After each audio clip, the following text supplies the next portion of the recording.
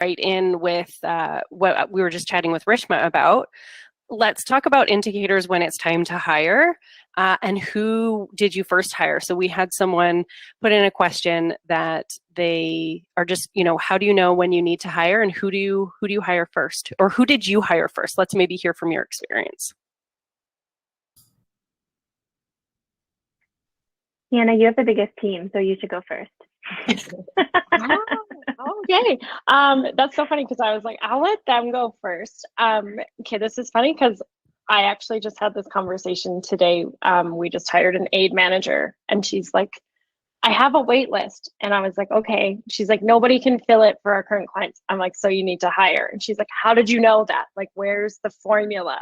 And I was like, it's in my gut and it just works. And she's like, that's not an answer. And I was like, but anytime, and this is kind of, I guess, how I've done it, and maybe it's not a clear answer, but I've never like looked at my wait list and been like, oh, I have 10 clients in that discipline I need to hire. I'm just like, we're getting a lot of referrals. All the girls are full. They're kind of in this area. Let's just see. And there's been times where I've done interviews and interviewed 4 or 5 people, and I'm just like, I'm not feeling it. And there's been a couple times I've forced it and it didn't work. And I think listening to Kelly too, like when she was talking about following your intuition and following your gut, like there's been so many times that I have kicked myself for not doing that and for pushing. And then there's other times where like I'm talking right now with another contractor about potentially joining our team, and it's just working and it's just meshing, and there's a need there for the clients, there's a need there for her, and it's just all fitting together so perfectly. I wish there was a formula. Like, I love math. I would love a clear-cut answer, but that's just been me and Ascend, and we've just grown in the way that it feels right. And anytime I've had staff that have hired other staff, I'm like, does it feel right? They feel like a good fit? Is there any question or any doubt? And if there is, I'm like, nope, we're just not doing it. I'm kind of done forcing things because it just doesn't fit. That's such great advice. And Teanna, who was your first hire? What role? So I hired another OT within my private OT practice, and she transitioned with us. Okay. And she has been there since the beginning. My first hire as Ascend Pediatrics was one of my students. So she was with me for 7 weeks, and then I offered her a job for when she graduated, and she took it. So I had 2 students that year, and I hired them both right out of their practice. So yeah, those have been my 2 main. Yeah. Okay, thank you. I think Joanne should tell us about her hiring. Yeah. Well, my first hire was similar to your situation, Rishma, where you said you wanted to go on vacation. I tried to take a vacation for 10 days when it was just me, and it was a camping trip, and we were out of cell service intermittently, and it was extremely stressful. And every time we passed through a tiny town at the north end of Vancouver Island, I was trying to like tether to my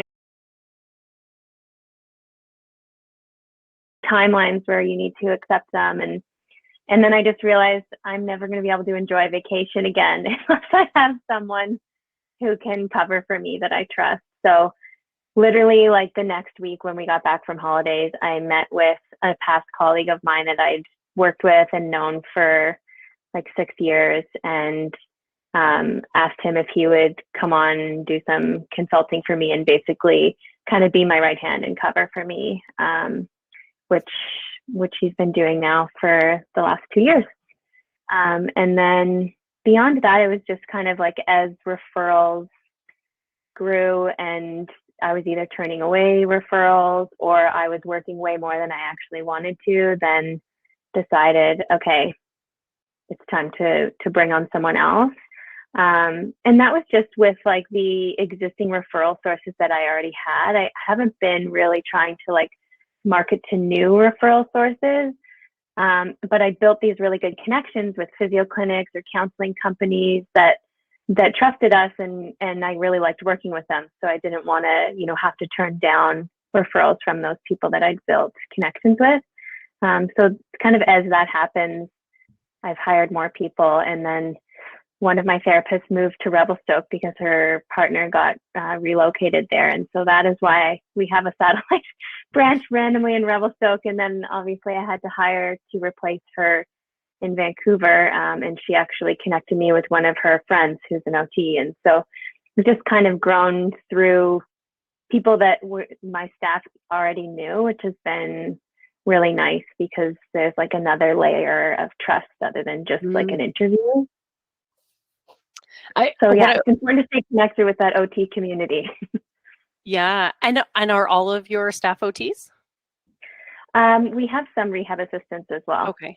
That do some part-time work for us, but for the most part, it's the 8 of us are OTs. Okay. Kelly, do you have anything to add? I hired someone before I even started. And it was an accountant, actually, because I wanted my systems set up. And it was advice that a friend of mine who had she owned and operated a growing private practice in Texas at the time. And that was advice she gave me. And I realized that money really scared me, and I didn't know what I was doing with systems when it came to accounting. So I'm really glad that I made that decision. And then I hired a bookkeeper right after that, in line with, okay, I need somebody to kind of make sure that things are working like they need to be. And then I also hired a student, somebody that worked with me at a prior setting. And I called her and it was when I realized that I didn't want to be working every day after school and in the evenings, because I was Peds as well. And so I hired her part-time, and somebody else reached out and found me an OT assistant. So then I hired her, and it was all based on what hours do I want to work and not work. So yeah, it was kind of easy decisions in the beginning. It got harder as we grew, I think, because then it was about fit. And there was no recipe, as others have said. And so there was always that anxiety about, am I overreaching? Are we ready for this? How am I going to fill their caseload? And that there was never a right answer for that. So, yeah. Thank you for sharing that. I can just add, actually, one of the first people that I did hire was an office assistant. Just happens to be my younger son, who's in university, but he's really good. And so the first thing I did was got Therabyte, which was amazing. And then I hired an office assistant, because that gate cleared up my time then to actually spend on OT, right? So this is non-OT stuff that somebody else that I trust can look after for me, so that I can concentrate on the OT stuff. Thanks for sharing that, Rishma, because I think for a lot of people who are in solo practice, who, if you're not thinking about growing a team, then that is where you may start. You might start with that admin. Yeah, Margot, you have a question. I do, related to the point that Rishma just made. So with regards to having that office admin or billing person or whatever, with Therabyte, how can that work in terms of restricting access and privilege to, say, client documents, but still allow somebody to help on the billing side? And if that's not appropriate for this conversation, I'm happy to take it offline, but I know that's something I've been trying to think about, because I haven't brought on anybody, primarily for that reason. Do you want to speak to that at all, Rishma, or I can answer that question? I think that would probably be good for you to answer. Okay. I'll answer that as well, because we have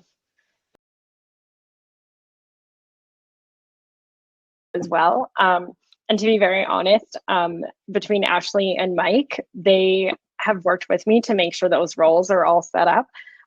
The other thing I did too is we have very strict confidentiality policies. Oh, it's Friday. And we set all of those up for letting people know that, like, hey, like, we're on a need to know basis, but like, obviously my bookkeeper needs to know your child name to properly file all these, and we have different checks and balances in place. But we find just having those strict policies, and then with Therabyte having the ability to put in privacy mode and download different reports. And then Ashley and Mike have the different roles of like, there's the office admin, and then I can make crew access, and they can see the different levels. But it's super, I find Therabyte great for my practice because we are so large that I can lock down certain things very quickly. And if I have ever had a problem with it, I am like emailing Ashley and Mike being like, I need this, or can you help me with this? And they like are instantly there and helping me set that up so that I can have those access points to navigate those things. So thanks, Teanna. I think you probably answered that better than I could have. That's totally Mike's department. So Margot, if you want to set up a meeting with Mike, he'd be able to walk you through exactly what Teanna mentioned. But yes, we have these different roles and access privileges, and you can set it up to create restrictions of different areas of the application for the different roles that you have. Awesome, thanks. Okay, I'm gonna move a little quicker through the next two ones. Did you write a business plan before you started? I'll answer this one quickly. Yeah. I said I didn't do it. Yeah. I was going to be quick as well. No. No. I Rishma's had some shaking her head business no. goals, but Okay. I don't know if it was a full plan. And that's super common when I have this conversation. And I just want to highlight it because I think sometimes when we're thinking about starting a practice, or even being solo or going into a team, we can get all in our head about it. And when you know how to do therapy, it's like that analogy of you build the airplane as you start to fly. A business coach would say you need a business plan. I'm not going to say that you don't, but this is proof that if you decide not to write a business plan, that doesn't mean you can't be successful. Okay. Let's chat a little bit about referral sources. This is something that a lot of people have questions about. How do you get those referral sources and those steady streams? How do you build those relationships? If you want to chat a little bit about that. I can start just in the adult world. My two biggest referral sources are ICBC and Veterans Affairs Canada. And essentially you just apply to them and you provide the documentation that they look for from you. And then once you're an approved provider, then they can just start sending you referrals. Having said that, though, I was really fortunate that I had a connection with one of the area OTs at Veterans Affairs Canada. So I kind of texted him to say, hey, I don't know if you know, but I've gone out on my own. And so if you have any referrals, you can send them my way. And so that actually turned out really well for me. And then I also connected with a physio clinic and a kinesiology clinic. And so they've been referring to me. And then, sorry. What do those connections look like? Like, how do you start that conversation and make that connection with them? Yeah, so it turned out that I had worked with this physio at the health authority, and then he opened up his own clinic.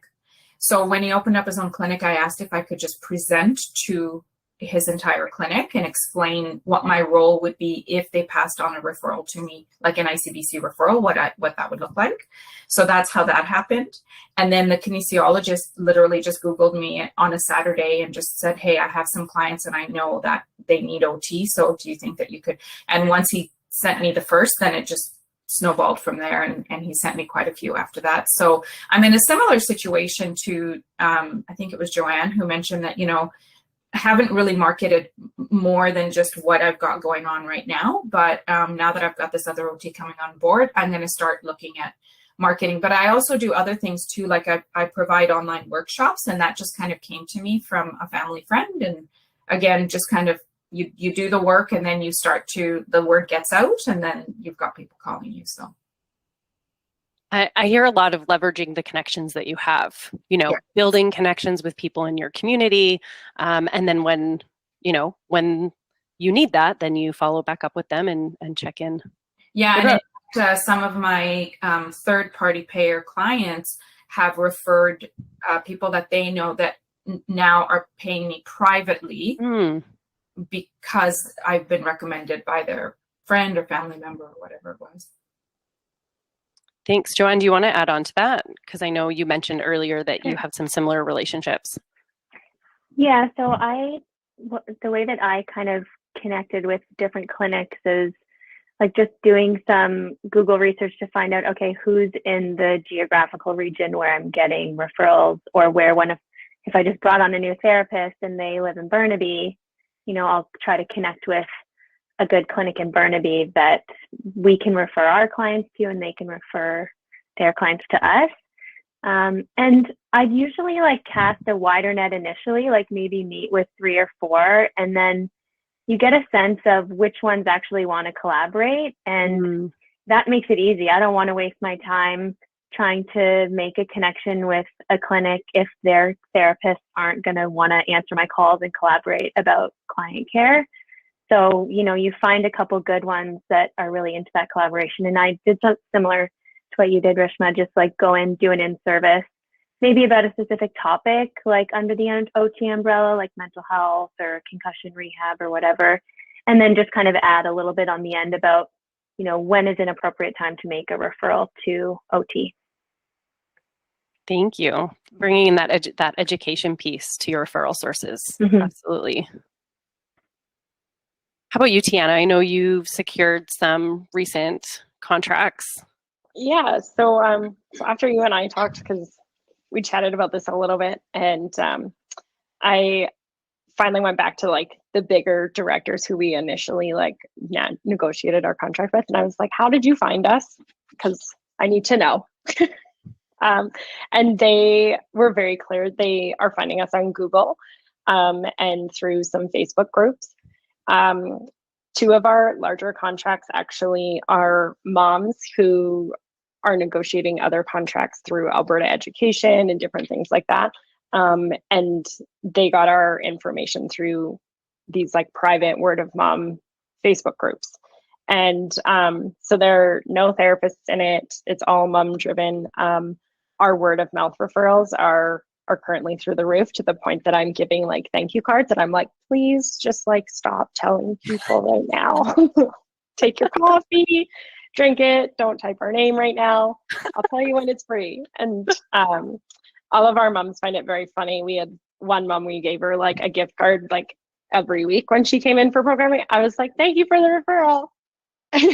Like 4 times. So we're starting to actually set up more checks into that, because I want to be able to track those a lot more. And I find like I want to be able to spend that market money towards those things and to build those connections, right? So that's currently where mine is. You alluded to a referral program, if you want to call it that. So so for a new referral from a current customer, you were giving a gift, like a coffee gift card?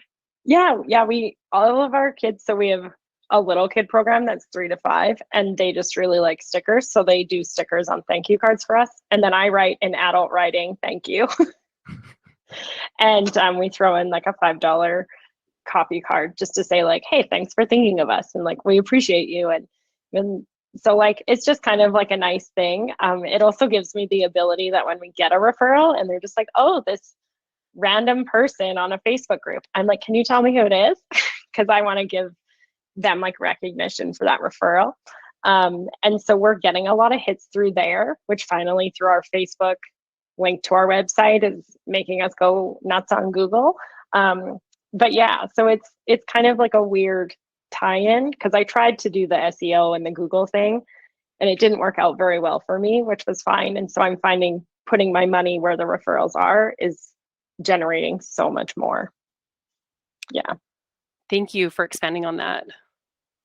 Kelly, do you have anything to add in terms of creating relationships with referral sources? The only thing I would say is that I did a range of things, probably at the time because I didn't know what I was doing. But in hindsight, I think it paid off, because I think it allowed me to connect with people in different ways, and it allowed people to see me more often. For example, I did in the beginning take out an ad in one of our local child magazine things, and that allowed me to write an article. And I did that for probably 6 months. That was when I was brand new. And so they would see me that ad in print. And then I also did workshops which would get advertised in different ways. And then I also did individual meetings with referrals and things like that. Like I would go for coffee with people. And so between those people referring people to me, then the word of mouth, because I am a firm believer that effective services ultimately create the flywheel effect. And I think in that way, people started hearing about my practice in different places at different times.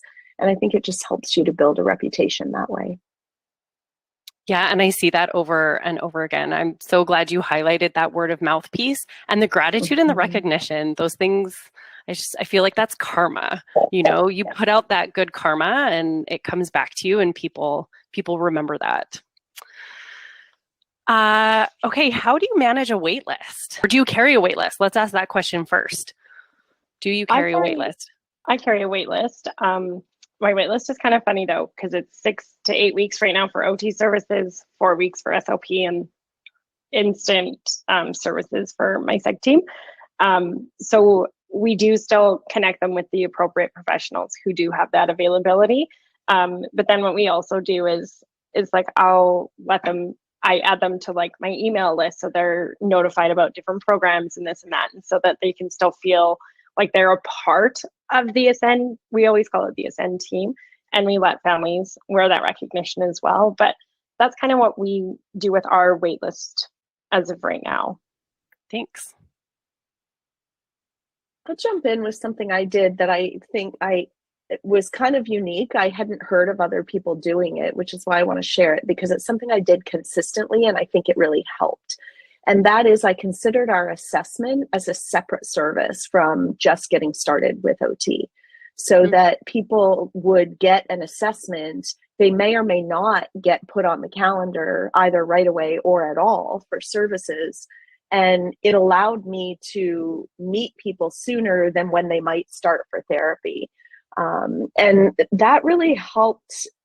I think it helped me set boundaries and manage the flow. And I also think it helped me build trust with the clients, because I could say to people, assessment is the first step, and we're not even going to book therapy yet because we don't know what the assessment's going to show us. And there were times when I wouldn't pick up a client after assessment because I felt like a referral was more appropriate, or because they weren't at a point where they needed full-on treatment. And I felt really good about that. And I felt like it was authentic. I could then say to people, like, truly, I don't pick up everybody that I assess. So yeah, it served a dual purpose. Awesome. I'm sure people appreciated not, being able to have something happen sooner too than sit on a wait list for a long time and then have that answer of, actually, you're not appropriate for her services. Exactly. Yeah. Yeah. I don't have a formal wait list, but what I have done, and Margot knows this because her and I have had many conversations back and forth about balance, because, in the beginning, I'm taking every single referral that comes through. Just, if it's urgent, it's okay. I'll drop everything. I'll do it. And then it got to a point where when I would get a call, I would have to be honest and say, you know what, if it's okay that it'll be about 2 to 3 weeks before I can see them. If that's okay with you, yes, I'll accept the referral. But if not, then maybe you better, And for the most part, they were always very understanding. They're like, yeah, sure, that's great. Thanks for letting us know, and go ahead and do that. So I don't have a formal wait list, and my little, the time period kind of changes just depending on the ebb and flow of what's going on in my calendar. So whenever I get a new referral, I'm just honest about the time frame that it might take. Thanks, Rishma.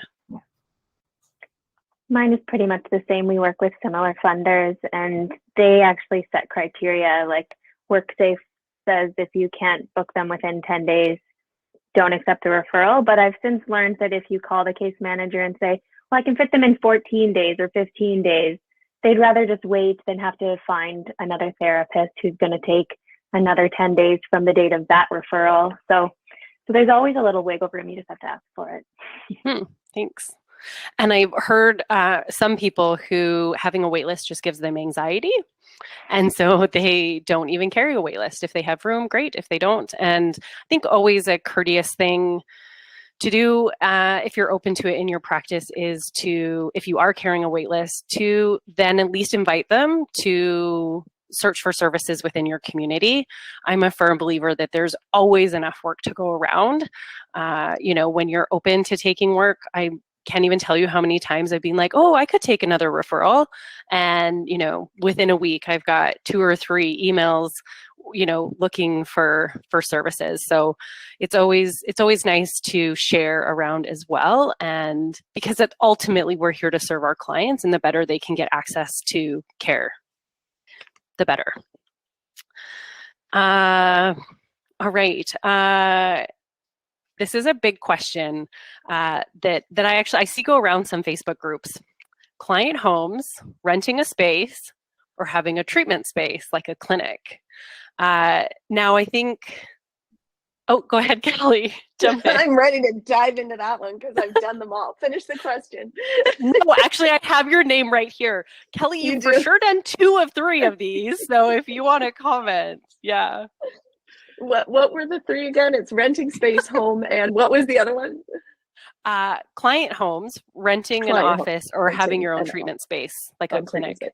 Yes. Okay. So I've come full circle because I started my practice in a small room, like 11 by 15, only doing assessments, no desire to grow a big clinic. Got a ball pit and a swing in there, so I felt really good about maximizing the space. And wow, I felt 11 by 15? That's I totally did. Impressive, right? I was so impressive. proud of myself. And I was like, I can live here in this space forever. And that lasted for all of about 6 months. Well, I mean, I had that for longer, but once I decided I've got my ball pit, I got my swing, I'm good. That was a 6-month time frame because my lease was going to be up, and I realized how expensive the place I was in was for an 11 by 15 room. And I thought, this is crazy. Why am I spending this much money if I could actually get more space for less? And then these 2 part-time people I have, we wouldn't have to trade, like I wouldn't have to leave the room when they come in to do a session. So it just made sense. So I did that. And of course, then the practice just grew a lot. And we kind of maxed out that space, and that lease was up. So we tripled again. And so it just kind of evolved from there. And then that's when COVID hit, and that's when I decided to sell the practice. So over the course of 10 years, I did all of that. But when I sold that clinic, I moved into my solo home-based practice. And I did a 180 as far as appreciating home-based services. And so I really have landed in this place where I love options. And a home-based model is not the perfect fit for every client. And I referred a couple of my home clients back to the clinic that bought my prior practice because they needed that bubble. They needed that space and that equipment, and the home environment was just not supportive of getting traction and making progress. And I also have clients that I love seeing in the home and being able to go to a community park or to a coffee shop or meet him at his other therapist's office, or like it just, so yeah, I've come full circle. But I will say, having come full circle, I will never, I mean, you guys can hold me accountable. Oh no. I'll never go back to owning a large space with all that overhead. Because I think it does it locked me into a certain treatment model and a certain staffing requirement, which meant that it was more stressful. And I just don't want that again for my life. So that's my long answer. Thanks, Kelly. I love how you highlighted that. I mean, this question could come down to what's better for you as a practitioner, but what's better for you, what's better for the client, because different things are going to be good for different clients. And that's the model. I have a small clinic. It's probably 11 by 17. And I see it works. Like it's great. But I also see clients at home because sometimes based on what it is, and as OTs, like the practice that we do, we fluctuate in the services that we offer. And sometimes it's better to meet people in their home environment. So thanks for highlighting that. Because of the adult population that I see, and because of the assessments that I have to do, which are full functional assessments in their home environment, the assessments will always take place in the home environment. It's with a couple of exceptions, because they just couldn't even fathom having me come into their home, because I do have some mental health referrals and stuff. But then when the treatment starts, then we can be a little bit more flexible. And so I've done treatment in the home. We've met at coffee shops. We've gone for walks. But I've also had clients come here to my home office, and we've done some treatment here as well. And then, of course, I do online virtual stuff as well. So a whole mixed bag of stuff, which I like, because it just gives, really good variety, and just changes things up a bit. So yeah, that's the way I like to do it. Another hallmark of a true OT entrepreneur, mixing it up and not sticking with just one model. Yeah. How about you, Joanne? And it's a lot less overhead. Like, that was one thing that the company that I used to work for as a manager, we had clinics. Some pros to that, in that they connected with each other more regularly, but it meant that we couldn't pay them as much.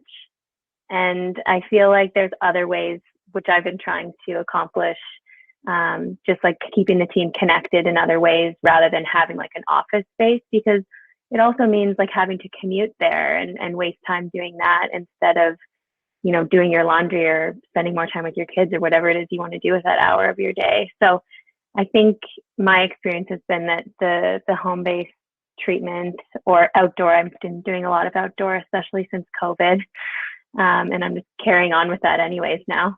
I think, that has been really helpful in terms of keeping overhead costs down, so that I don't feel the pressure of having to say yes to every referral and continue to grow to make it more financially stable. Thank you for sharing. Okay, we're going to move on.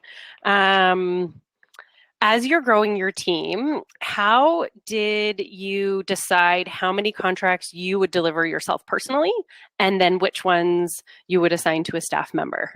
Because I understand there's that transition piece, right? As you move more into that admin or business role. Yeah. Teanna, do you want to start? I was just laughing at this. So I had a full caseload for a good 9 months of the first 9 months of this in pediatrics, and I was burnt out. And so I hired 3 OTs and took my caseload down to 10 kids, and then started to step into the CEO role more. And then I was like, nope, I miss my OT days. And so I actually set aside OT days specifically. And I was like, okay, my caseload can fill them. And then those were feeling really good. Like, it was making my heart feel good and making me feel passionate and just kind of refueling it.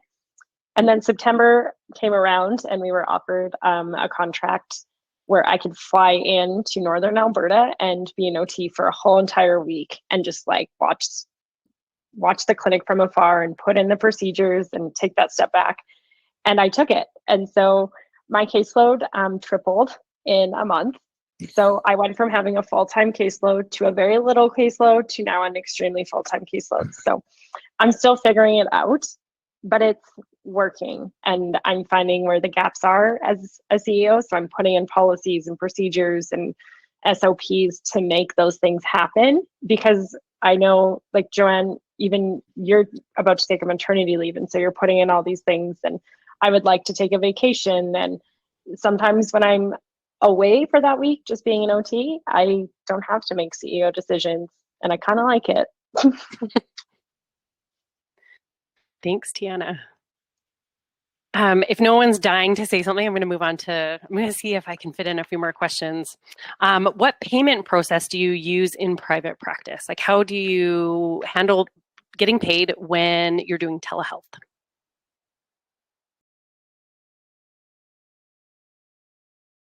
Sorry, Joanne. I was saying we use QuickBooks, and like Therabyte obviously has invoicing built in, so we take the invoice from Therabyte, put it into QuickBooks. we need to get you set up with our behind the scenes feature of taking credit card. Oh yeah. That's what I'm waiting for. Is it going to be cheaper than QuickBooks? Because QuickBooks is pretty expensive. They take a big fee off it. So I try to tell people to e-transfer me instead of credit card if I Okay. can. And e-transfer, that would be specific to Canada. I know that's not an option in the States, but basically, yeah, it's a great service. I don't know why the States doesn't adopt it. Yeah, and for me, for the third-party payers, obviously, we just submit the invoices to the portal, and they just electronically transfer the funds. But with the private pay clients, it's either check or e-transfer, and I will always provide them with the invoice from Therabyte. And then once they're paid, then I will actually send them the receipt with that it says paid, right? So I send them that for their record. But yeah, to have credit card payment available is going to really, really change things and, really give us an option that is going to be so amazing. Coming to an account near you, Rishma. Let's make that let's make that happen next week. Good. Yeah. Teanna's been on the short list of clinics refining that service. Yeah, Kelly. It's my favorite. So important. So important.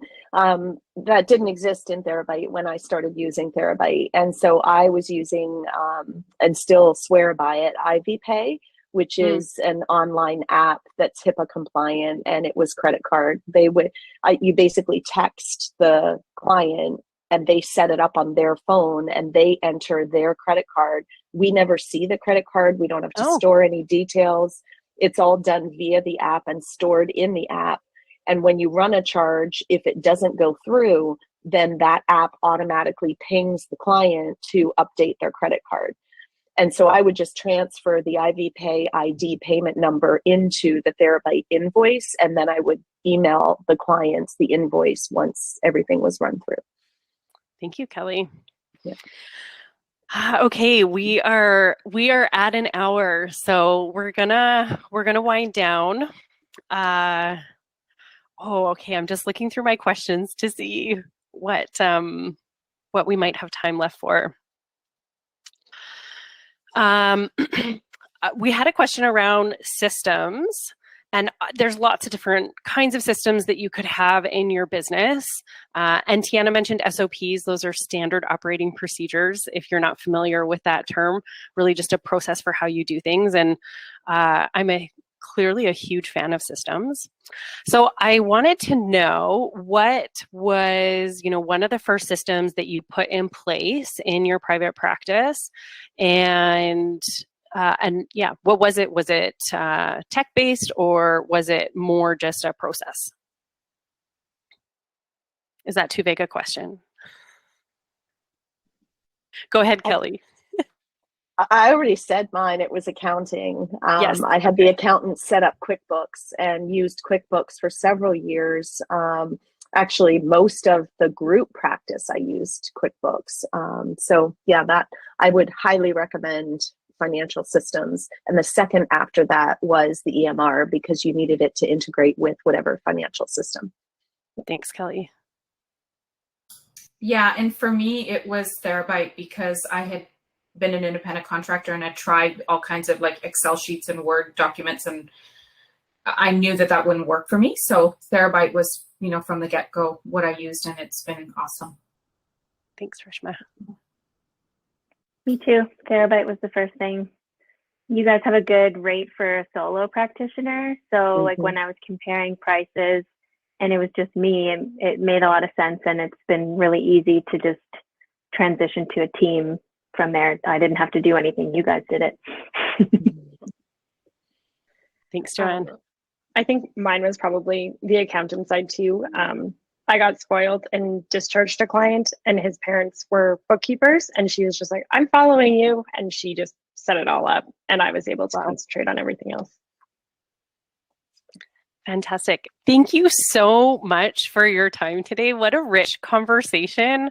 As we close out, there are a few questions. I am going to send them to you by email, and then I will email out those questions to any of the audience that was here, and those that weren't.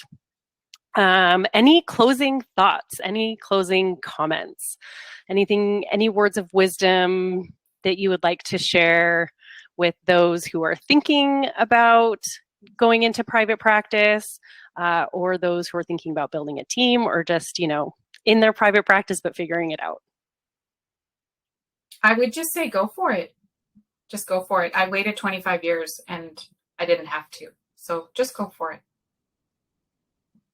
And when you go for it, you will figure it out, because you have to. Once you start, it's, once you're heading down the tracks, you figure it out as you go. And I just want to plug Therabyte and thank you, Ashley, because you were there at my big time of transition, and it really, really grounded me, and it grounded my practice through that transition. So thank you.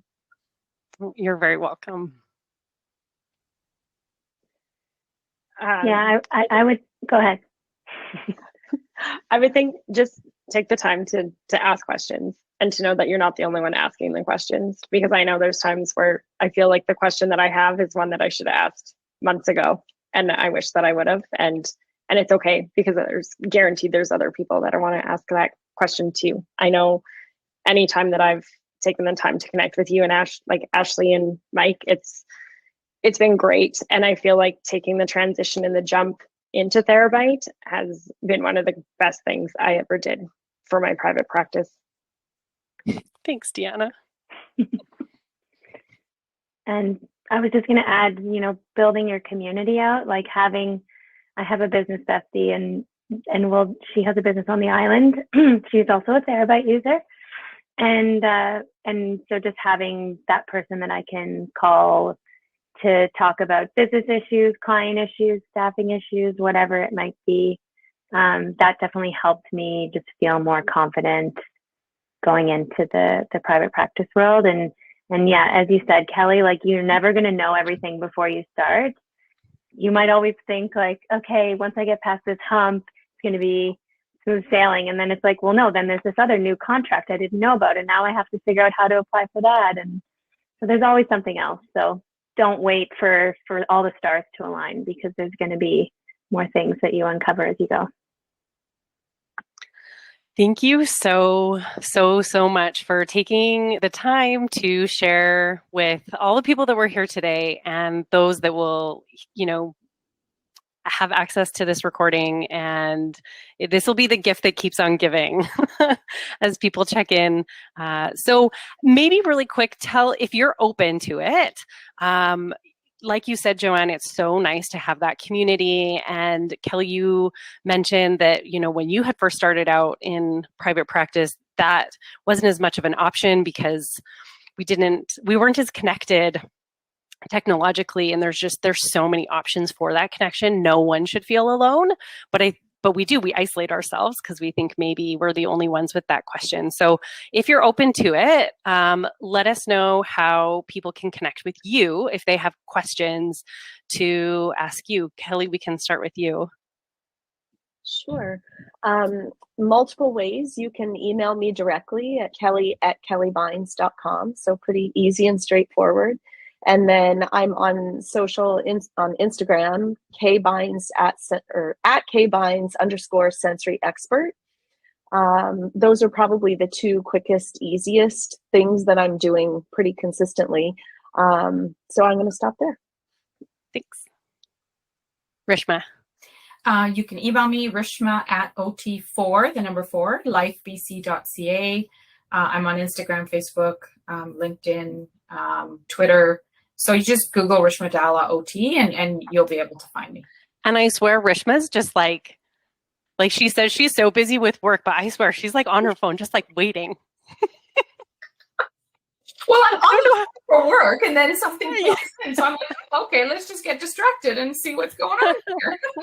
I love it. Teanna. This is so funny listening to you guys talk about social media, because I am the worst. I logged on 3 days after Ashley posted my reel, and I was like, oops. But okay, I'm gonna get better at Instagram. So ascend_peds, or as society likes to say, Peds, but that's fine. And then my email is Teanna, TEANNA @ascendpeds.com. Thanks, Teanna. And Joanne. email works for me too. It's joanne@pacificpeaktherapy.ca. And I'm also on Instagram at Pacific Peak Therapy. Fantastic. Thank you again so much. I really don't want to say goodbye. I just have so enjoyed this conversation and would love to just kind of sit here and gab for another little while. So I'm going to officially end this panel. I will stick around if there are lingering questions, if anyone else wants to stick around, and we'll just kind of open it up to an open discussion for maybe the next 5 to 10 minutes, depending on who wants to stay. But if any of our panelists need to go, I want to honor your time. I told you we'd be an hour and we're an hour and 10. So feel free to sign off. Thank you so much again, and have an amazing and a wonderful weekend. Hopefully it's warm where you are. Thank you. Thanks, Bye. Ashley. Thanks, everybody. Thanks, Ashley.